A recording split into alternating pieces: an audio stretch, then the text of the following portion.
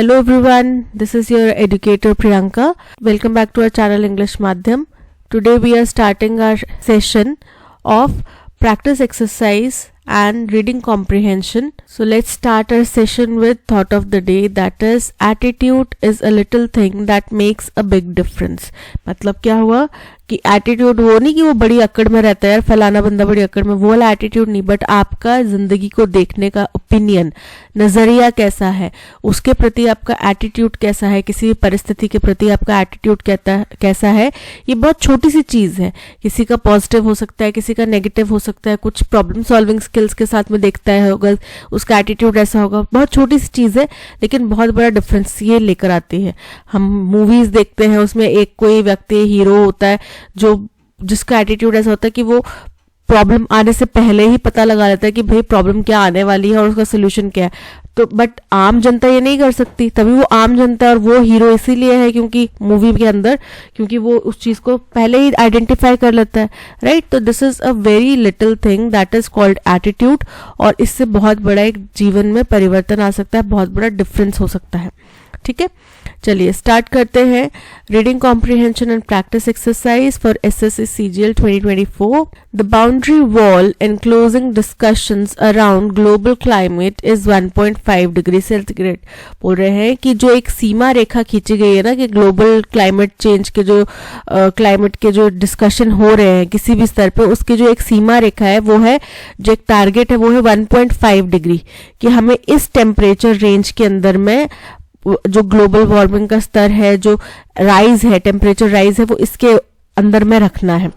और the average increase in global temperature since pre industrial times, और ये क्या है, या फिर जो एवरेज इंक्रीज होगा ग्लोबल टेम्परेचर्स में जब से इंडस्ट्रियलाइजेशन के पहले का जो समय है उससे लेके अब तक का. Now that 1 degree Celsius is crossed, all the wrangling underway at the climate summit in Dubai is to cap the half degree rise. अब क्योंकि हम ऑलरेडी 1 डिग्री सेल्सियस का जो टारगेट है उसको क्रॉस कर चुके हैं, तो अभी ये पूरा जो विवाद है, जो अभी पूरा ये विवाद चल रहा है, रैंगलिंग मतलब विवाद, अंडरवे मतलब चल रहा है, जो दुबई में क्लाइमेट समिट है उसका, वहां पे जो विवाद चल रहा है वो केवल 1.5 डिग्री का था ना टारगेट, तो 1 डिग्री तो ऑलरेडी क्रॉस कर चुका है, तो बचा क्या, 0.5 डिग्री. तो इसी 0.5 डिग्री का जो राइज है ना, इसके ऊपर सारा विवाद चल रहा है, इसी के ऊपर ये सारी मीटिंग्स वगैरह हो रही है. Global pledges to cut emissions are insufficient to achieve this. अब जितने भी ग्लोबल शपथ ली जा रही है दुनिया भर में कि हम कसम खाते हैं हम ऐसा करेंगे वैसा करेंगे, वो सफिशिएंट नहीं है, वो नाकाफी है इस टारगेट को अचीव करने के लिए. Current estimates are that to limit warming to 1.5 degrees Celsius, the world requires 3 times more renewable energy capacity by 2030. अब जो हमारा current estimates हैं, calculations हैं, वो ये बता रही हैं कि अगर हमें 1.5 डिग्री सेल्सियस तक वार्मिंग लिमिट रखनी है तो इसी वक्त से दुनिया को स्टार्ट करना पड़ेगा रिन्यूएबल एनर्जी को कंज्यूम करना, और 2030 तक 3 गुना ज्यादा हमें रिन्यूएबल एनर्जी के ऊपर निर्भर होना पड़ेगा. और एटलीस्ट 11,000 गीगावाट, यानी कि जो कि कम से कम कितना होगा, 11,000 gigawatt. That there is wide global consensus on the need for this tripling was first formally articulated in the New Delhi Leaders Declaration at the G20 Summit in Delhi in September. और जब पहली बार पूरी दुनिया भर में इसके ऊपर सहमति बन पाई थी, वो कब था, वो था जब हमने दिल्ली में जो ये डिक्लेरेशन हुआ ना, न्यू दिल्ली लीडर्स डिक्लेरेशन, जो G20 समिट अभी दिल्ली में हुआ है, उसके अंदर में ये बात चर्चा में आई थी, उसके अंदर में सब लोगों ने इसके ऊपर साइन अप किया था. ठीक है, और ये चीज वहां पे स्पष्ट रूप से व्यक्त की गई थी.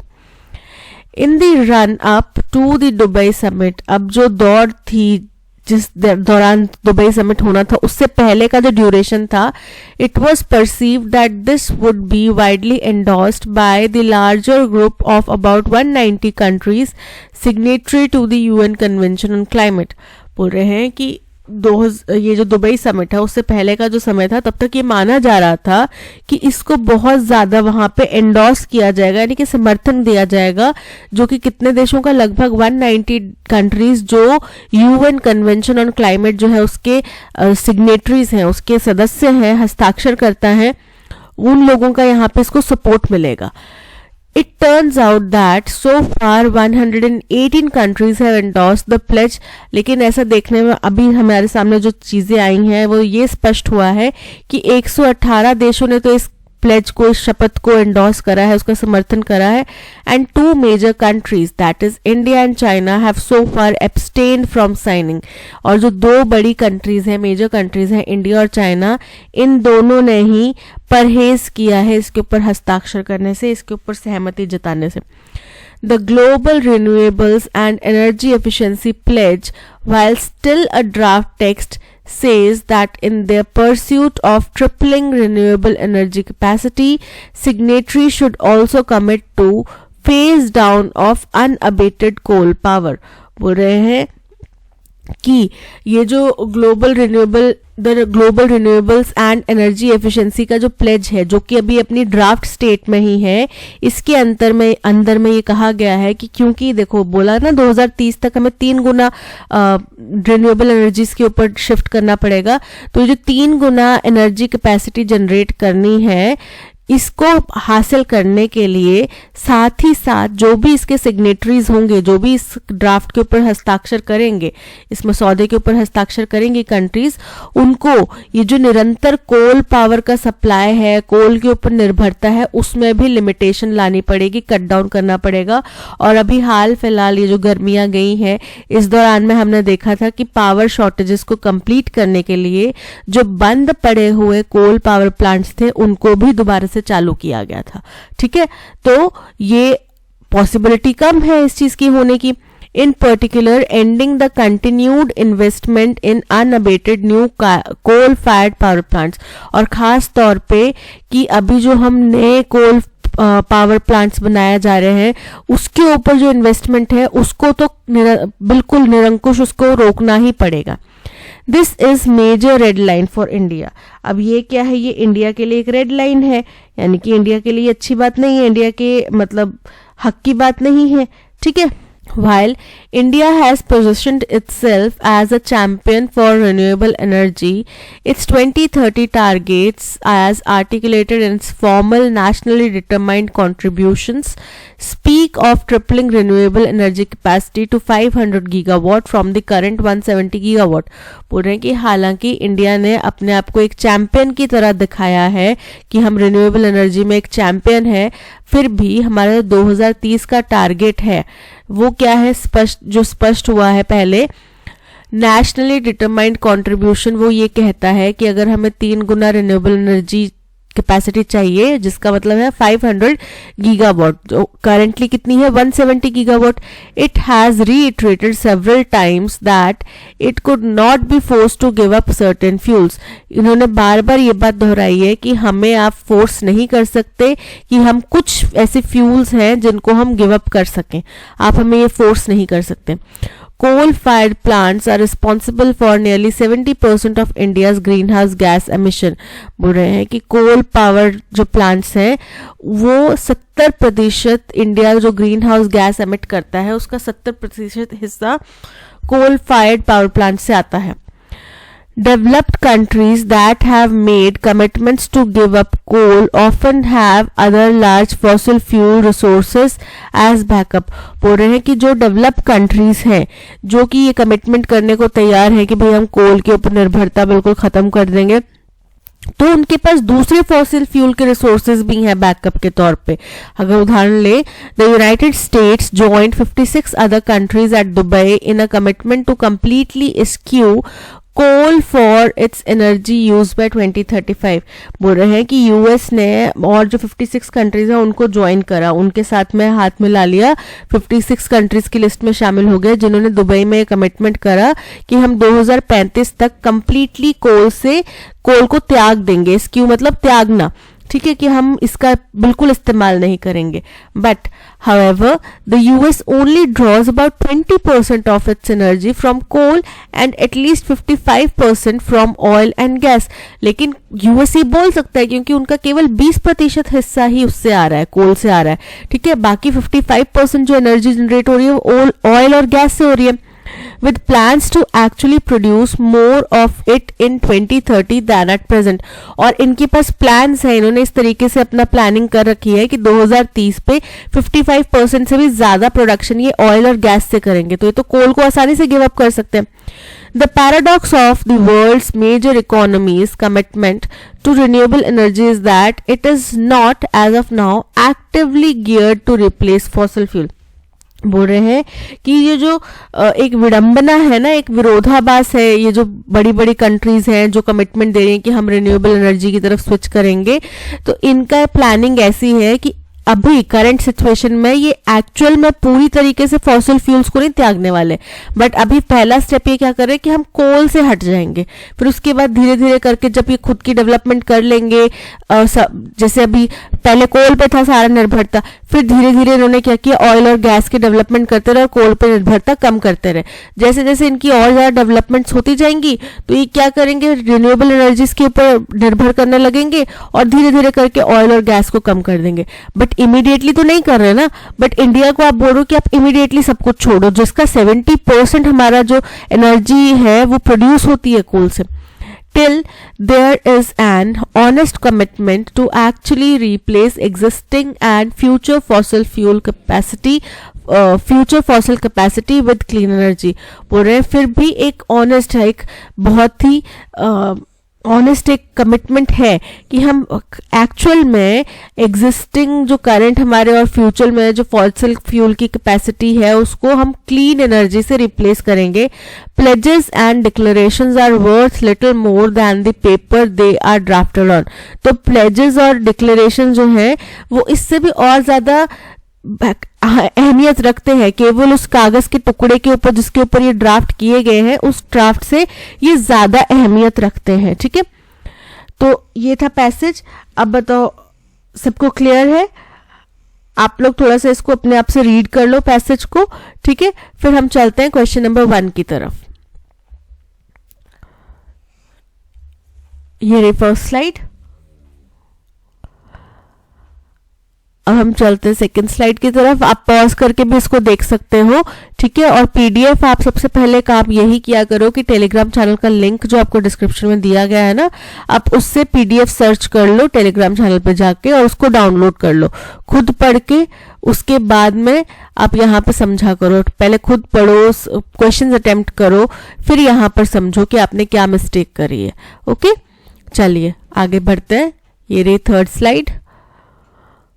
अब नेक्स्ट स्लाइड आ गई, ये थी हमारी लास्ट स्लाइड. अब हम चलते हैं क्वेश्चन नंबर 1 की तरफ. क्वेश्चन नंबर 1 कह रहा है what is the tone of the passage. Passage की टोन ऑप्टिमिस्टिक तो नहीं है ना, पॉजिटिव कुछ नहीं दिखाई दे रहा ना अभी, बल्कि इल्जाम लगाए हैं कि भाई दूसरे देश तो वो आसानी से कोल को छोड़ सकते हैं क्योंकि उनके पास ऑप्शंस है, हमारे पास ऑप्शन नहीं है. हमारे 70% प्रोडक्शन उससे होता है, कोल से होता है. स्केप्टिकल बिल्कुल सही है कि स्केप्टिकल में तो है कि भाई हाँ, एक तरफ तो बोल रहे हैं कि हमारी एनर्जी जो रिक्वायरमेंट है वो 2035 तक, हमें 2030 तक इतना फुलफिल करना है, जो कि पॉसिबल होता नहीं लग रहा.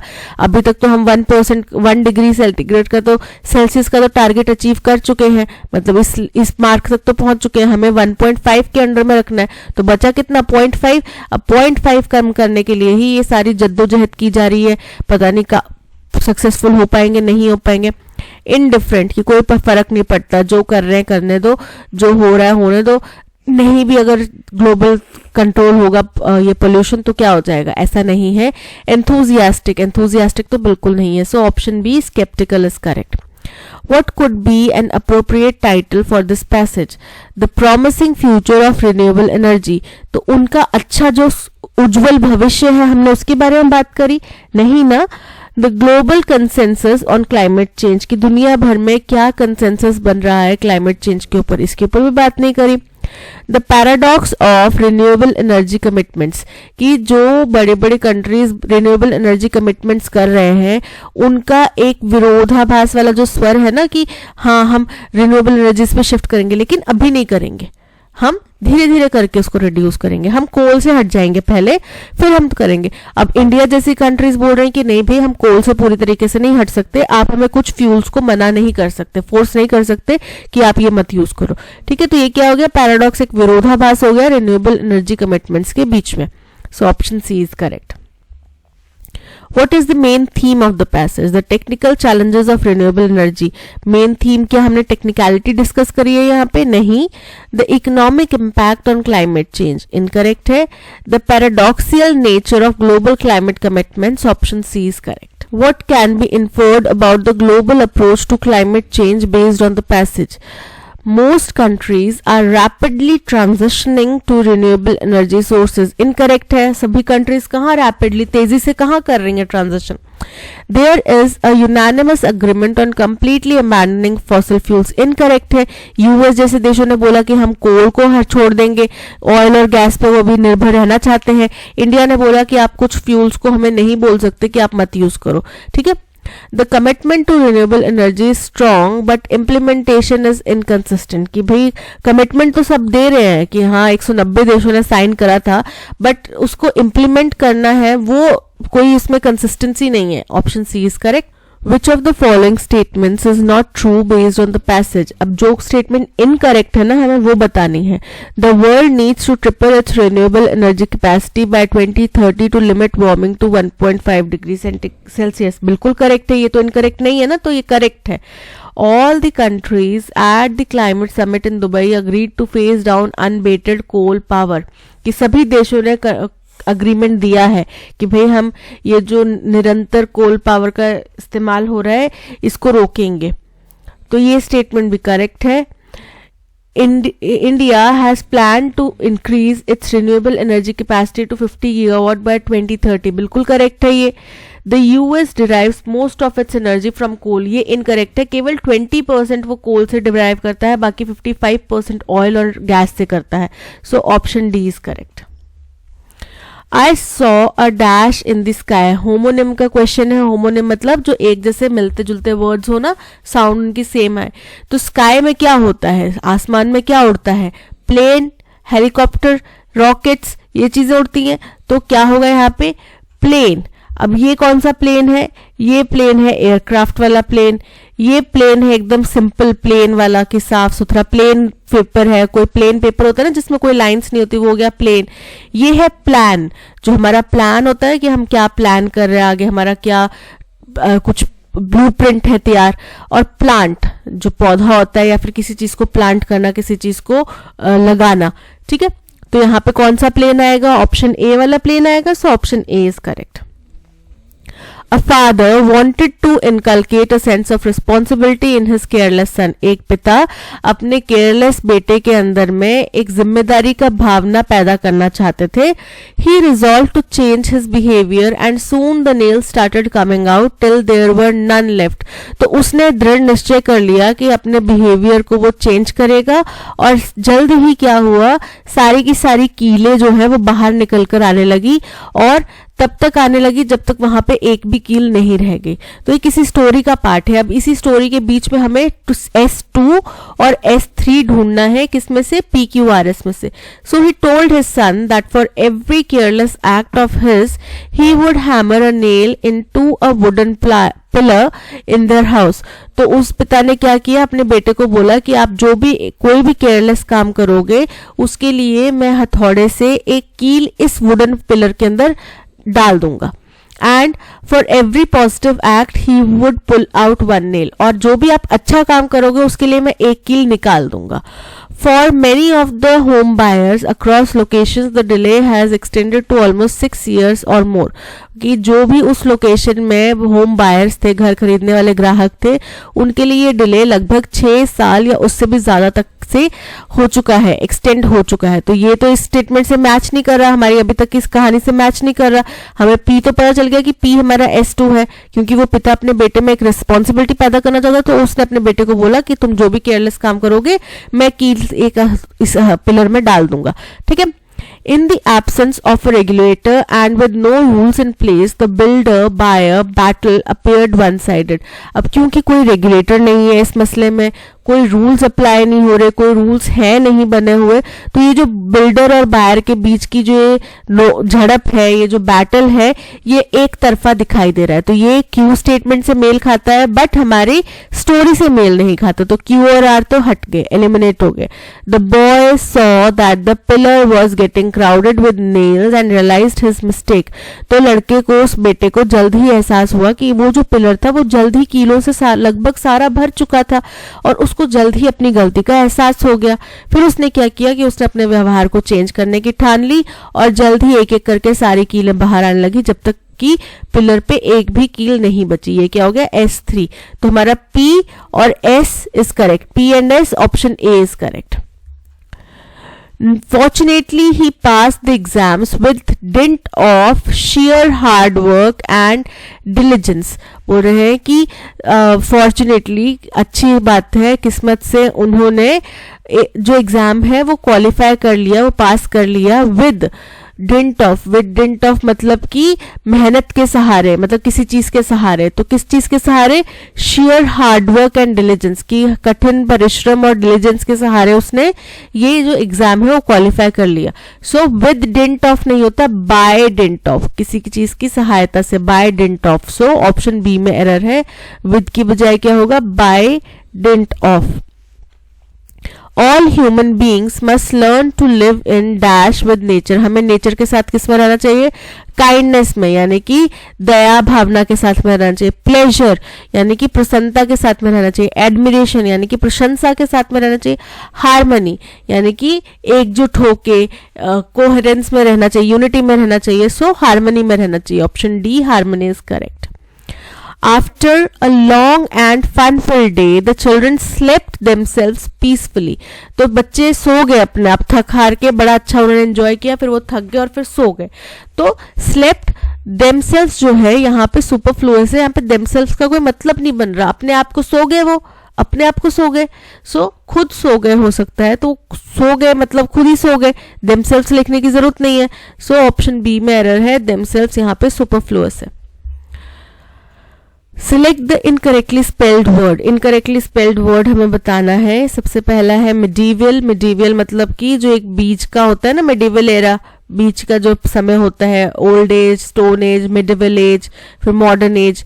मेजर मतलब नाप किसी चीज का। मैगजीन जो पढ़ने वाली मैगजीन होती है। और मैकेनिक, मैकेनिक के स्पेलिंग इनकरेक्ट है। क्या होता है मैकेनिक के spelling, MECHANIC।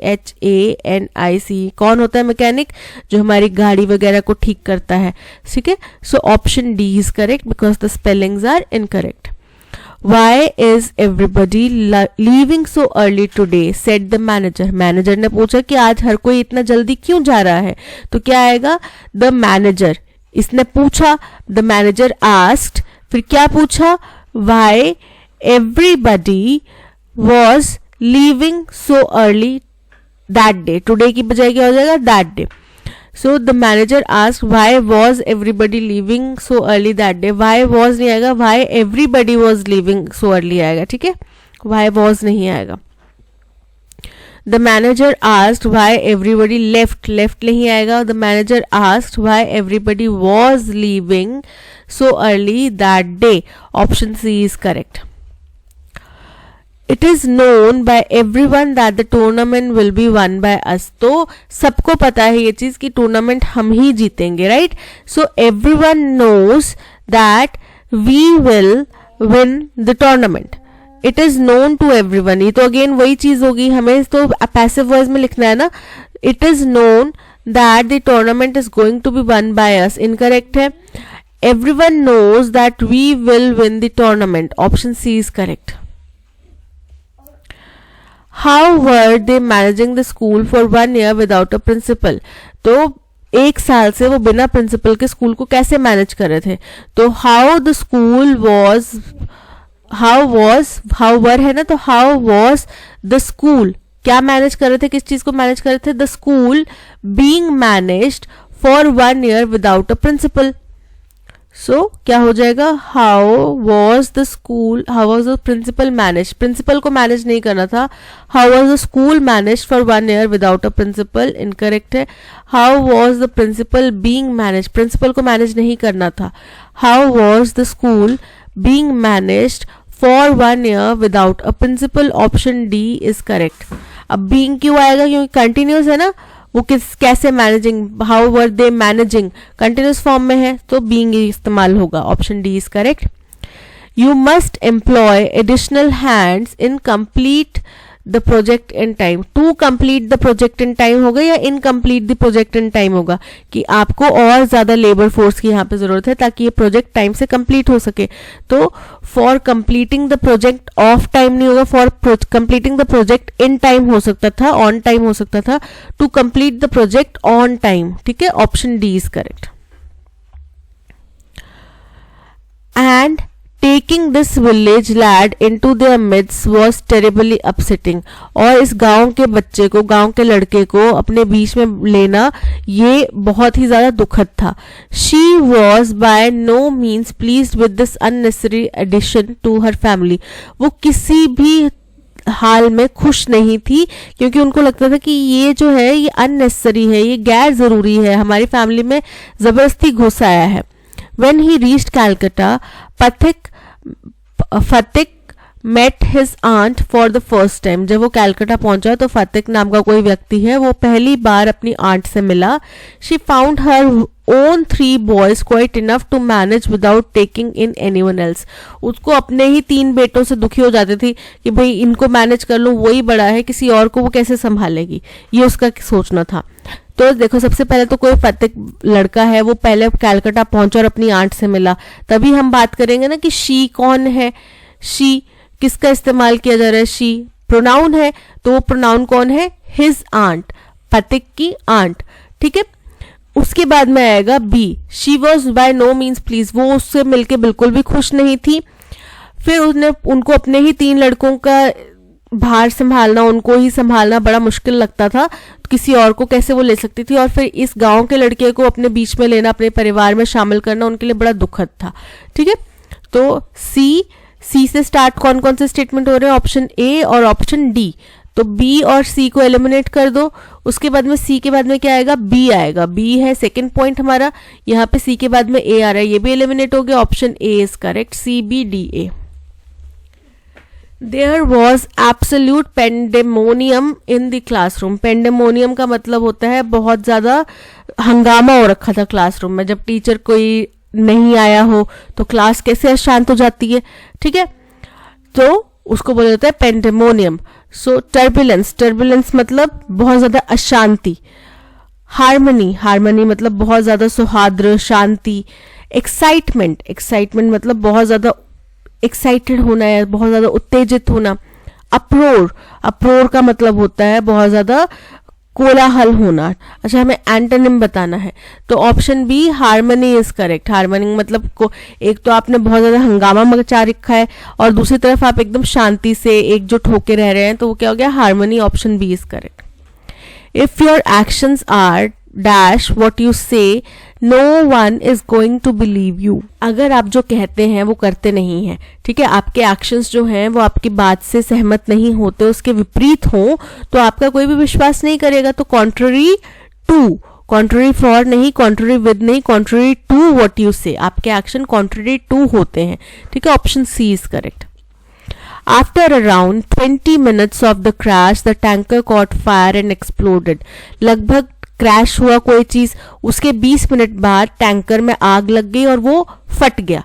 On Saturday, an oil tanker in Tanzania lost control and overturned on a busy road. तो ये हमारा फर्स्ट स्टेटमेंट होएगा, क्योंकि इससे हमें पता चल रहा है कि कुछ घटना क्या हुई है, उसका इंट्रोडक्शन मिल रहा है कि सैटरडे को एक ऑयल से भरा हुआ टैंकर, भरा हुआ भी हो सकता है, खाली भी हो सकता है, पर ऑयल टैंकर था तंजानिया में, जिसका बैलेंस बिगड़ गया, उसका कंट्रोल खराब हो गया, हाथ से छूट गया और वो वहां पे सड़क पे पलट गया।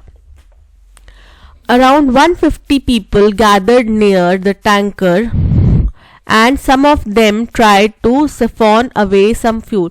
वहां पे लगभग 150 से ज्यादा लोग वहां पे गैदर हो गया था और वो उनमें से कुछ लोग वहां से तेल चुराने की भी कोशिश कर रहे थे। At least 61 people died and 70 more were injured.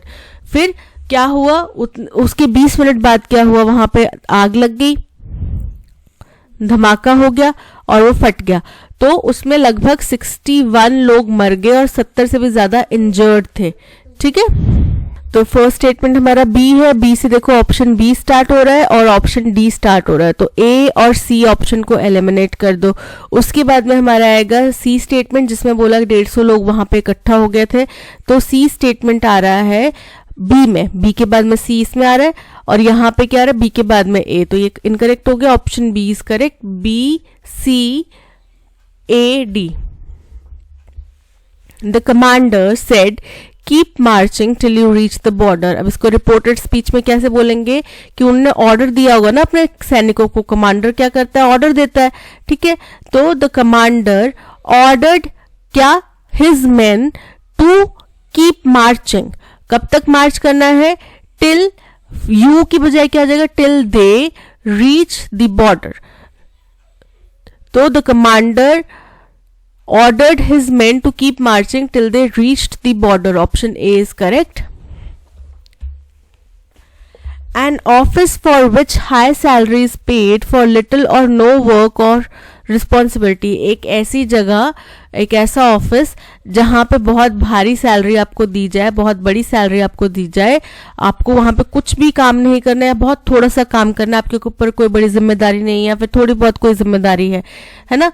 सो उसको क्या बोल देते हैं, डेथ रैटल। डेथ रैटल का मतलब होता है कि जैसे आप एकदम डर की स्थिति में हैं या बहुत तड़प रहे हैं, उस समय में जो आपके मुंह से आवाज निकलेगी ना, कराह की आवाज निकलेगी, उसको बोला जाता है डेथ रैटल।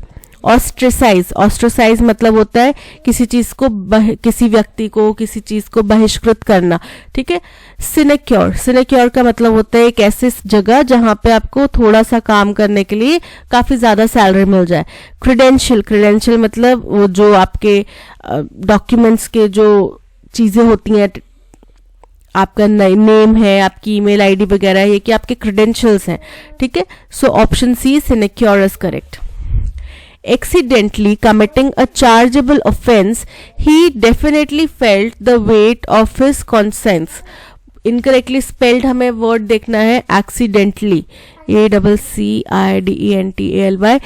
करेक्ट है, committing के करेक्ट है, chargeable, chargeable के स्पेलिंग इनकरेक्ट है। क्या होता है, CHARGE, ये हो गया चार्ज एबल। ठीक है, चार्जेबल। सो डेफिनेटली करेक्ट है, एक्सीडेंटली करेक्ट है, कंसाइंस करेक्ट है, chargeable option D is correct because the spelling are incorrect. The professor provided ample evidence to support his argument. हमें सिनोनिम बताना है एम्पल का। Ample मतलब भरपूर मात्रा में, उन्होंने काफी उसको एविडेंस दे दी है। तो काफी क्या होगा, इनसफिशिएंट तो नहीं होगा, इनसफिशिएंट मतलब ना काफी, मीगर मतलब थोड़े से, अबंडेंट मतलब भरपूर मात्रा में। तो option C abundant is correct. Scarce, scarce मतलब अपूर्ण, दुर्लभ, थोड़े बहुत, तो option C abundant is correct. In order to generate enough revenue, they need to sell quickly before the market shifted. बोल रहे हैं कि अगर उनको काफी मात्रा में रेवेन्यू जनरेट करना है, जितना रिक्वायर्ड है उतना रेवेन्यू जनरेट करना है, तो उनको तेजी से बेचना होगा इससे पहले कि मार्केट ट्रेंड शिफ्ट हो जाए। जैसे कि अगर सपोज करो सर्दियों के कपड़े हैं, वो सर्दियों के सीजन में बिकेंगे ना, गर्मियों के सीजन में तो बिकेंगे नहीं। तो अगर उनको सर्दियों के वो 2-3 महीनों में अच्छा प्रॉफिट कमाना है तो उनको तेजी से बहुत ज्यादा चीजें बेचनी पड़ेंगी, बहुत ज्यादा क्लोथ्स बेचने पड़ेंगे, जिससे कि वो अच्छा मार्केट, अच्छा रेवेन्यू जनरेट कर पाए। ठीक है, तो अब इसको सेल क्विकली को क्या बोलते हैं, सेल लाइक हॉट केक्स। गरम गरम केक्स है वो जल्दी से बिक जाते हैं ना, हॉट केक्स वो जल्दी से बिक जाएंगे। गर्मा गर्म समोसे ले लो, वो समोसे जल्दी जल्दी बिक जाएंगे। अब कोई बोलेगा ठंडे ठंडे समोसे ले लो, कौन लेने जाएगा, आप जाओगे लेने, नहीं जा। So sell like hot cakes, option A is correct. B in the same boat यानी कि एक जैसी मुसीबत में होना।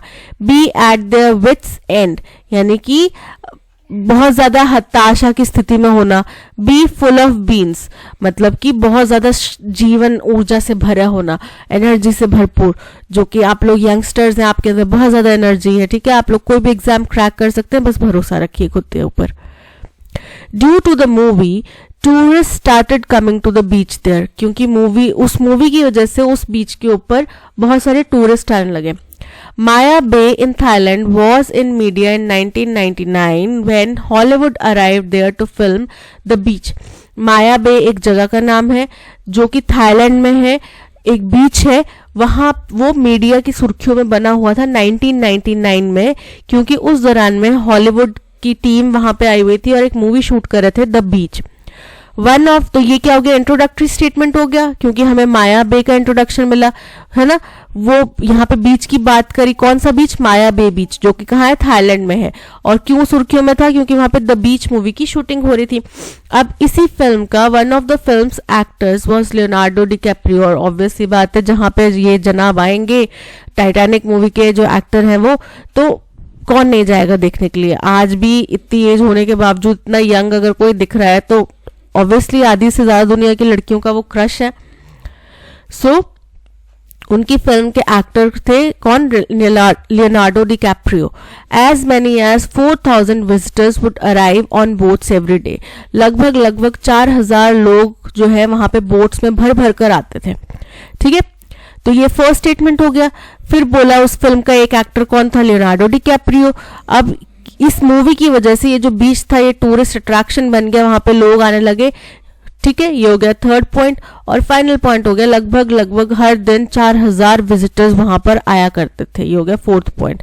तो हमारा अरेंजमेंट बन रहा है, बी से स्टार्ट हो रहा है, बी से केवल एक ही स्टार्ट हो रहा है, BCAD, option A is correct. That's all, आज के सेशन में इतना ही। अगर कंटेंट पसंद आया हो तो लाइक, शेयर और सब्सक्राइब जरूर कीजिएगा। मिलते हैं नेक्स्ट सेशन में। Till then keep learning and keep practising. Bye bye.